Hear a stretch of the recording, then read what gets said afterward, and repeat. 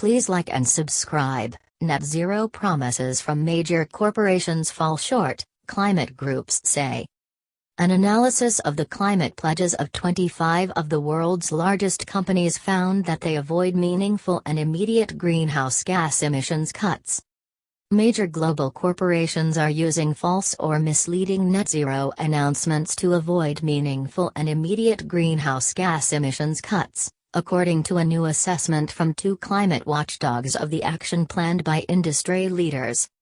The analysis of the climate pledges of 25 of the world's largest companies, many of which are household names, suggests the pledges will only amount to future emissions reductions of some 40% on aggregate, a far cry from the total decarbonization needed by mid-century to stave off the most dire consequences of global heating.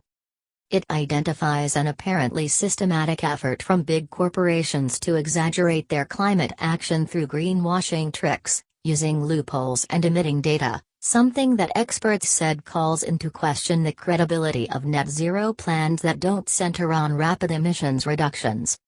We were shocked and surprised at the findings, especially because many of these companies position themselves as climate leaders, said Silke Mouldige, policy analyst at New Climate Institute, which co-produced Monday's assessment with Carbon Market Watch. If companies make such bold claims and pledges, they should back them up and also provide detail to assess the integrity of their targets and measures. The concept of net zero is simple: by a certain date an entity, be it a business or a nation, must absorb as much carbon as it emits. More than 80% of global GDP is covered by some variety of net zero promise, and the United Nations says the world must be carbon neutral by 2050 to limit temperature rises to 1.5 Celsius, 2.7 Fahrenheit. But scientists and analysts are increasingly concerned that some businesses are using net zero as a way of backloading climate action, relying on technology or nature to absorb pollution decades from now rather than focusing on reducing emissions today.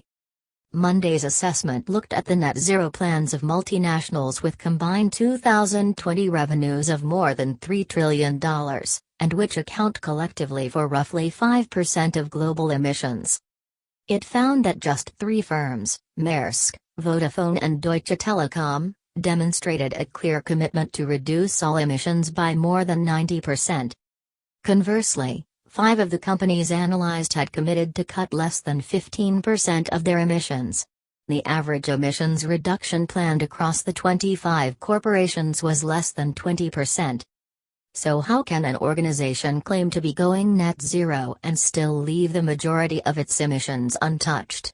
The report found that several companies were only counting Scope 1 and 2 emissions, pollution derived directly from doing business, such as vehicle fuel and electricity for buildings, in their plans. This omits Scope 3 emissions, which are emissions produced across a company's entire value chain, all its activities and processes that go into making a product or delivering a service, and often make up the vast majority of its carbon footprint.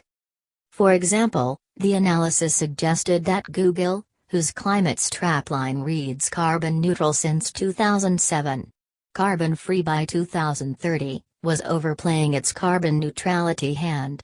It determined that major Scope 3 emissions, which accounted for 60% of Google's greenhouse gas emissions in 2020, were omitted from the claim.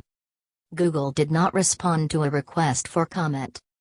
Similarly, French supermarket giant Carrefour, which plans to be carbon neutral by 2040, was said to be focused primarily on reducing its Scope 1 and 2 emissions. If accurate, this would mean its net zero claim covers less than 2% of its emissions. The analysis said that Carrefour's separate pledge to cut Scope 3 emissions by 29% by 2030 was more significant, but that those emissions appear not to be covered by its headline carbon neutrality target. For a net zero target to be credible, it needs to include all relevant sources of emissions in the value chain, said Alberto Carrillo Pineda, managing director and co-founder of the Science Based Targets Initiative, which advises businesses on how to bring their net zero goals in line with what the climate needs. Although Pineda did not comment on specific companies' climate plans, he stressed that a threshold of credibility in the net zero standard is that, for Scope 3, 90% of emissions need to be included. In a decarbonized world, there are no Scope 3 emissions, because there are no emissions, right? That's really the end goal for all companies. A Carrefour spokesperson said the group was engaged across the full scope of its indirect emissions, Scope 3, and in particular the impact concerning the use and manufacture of products sold. The spokesperson added that Carrefour had signed up to the Race to Zero initiative, which aims for global net zero by 2050 and which implies a reduction for all the three scopes. The analysis also identified another trend in how net zero plans are presented, a varying but consistently heavy reliance on offsetting emissions rather than reducing them. It said, for example, that Amazon's net zero 2040 climate pledge was being weakened by relying on offset credits from nature-based solutions, such as tree planting or conservation. The assessment acknowledged Amazon's establishment of the $100 million Right Now Climate Fund, which provides funding for nature-based solutions. But it said that relying on nature to offset emissions meant that such projects were not appropriate sources of credits to support claims to neutralize carbon emissions. An Amazon spokesperson said the company regularly reports its carbon footprint as part of its net zero mission, and that it has faith in nature-based solutions. We believe that nature-based solutions such as conservation, restoration, and improved land management actions play a necessary and complementary role alongside eliminating carbon from business activities to achieve the Paris Agreement, the spokesperson said in an email.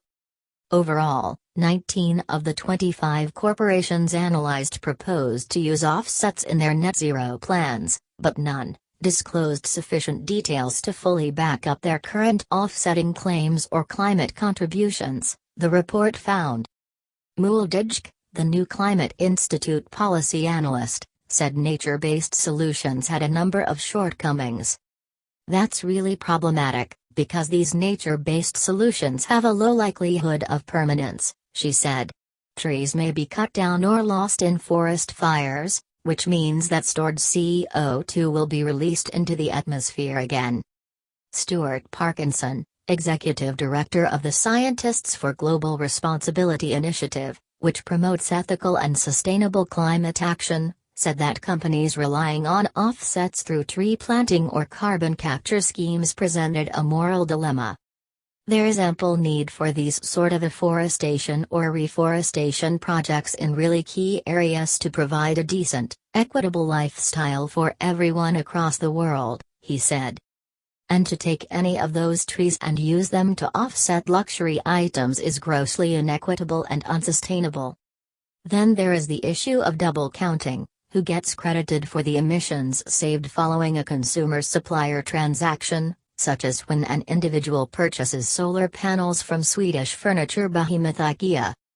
According to Monday's report, IKEA's claim that it will be climate positive by 2030 translates to a real emissions reduction of just 15% this decade. The rest, it said, is based upon unclear rules on what are known as avoided emissions, products that can help avoid carbon pollution compared to equivalent products on the market, like IKEA's furniture or its solar panels. An IKEA spokesperson said, "We welcome dialogue and scrutiny of companies' climate commitments and goals, such as net zero targets, to ensure that these are aligned with the science of 1.5°C, now considered the safe upper target for global temperature." The new report by New Climate Institute is a constructive addition to this. But the report concluded that IKEA could not credibly count the emissions it helps its customers save as its own savings. If it didn't produce the panels, clients would simply buy them elsewhere. Imagine that you are a consulting firm, and you help your customers save money, Pineda said. You would never include those savings into your own books and say, "Oh, look, we became profitable because we helped this other firm save money," right? Companies need to reduce emissions within the value chain, he said. That is the bottom line. There is no other way.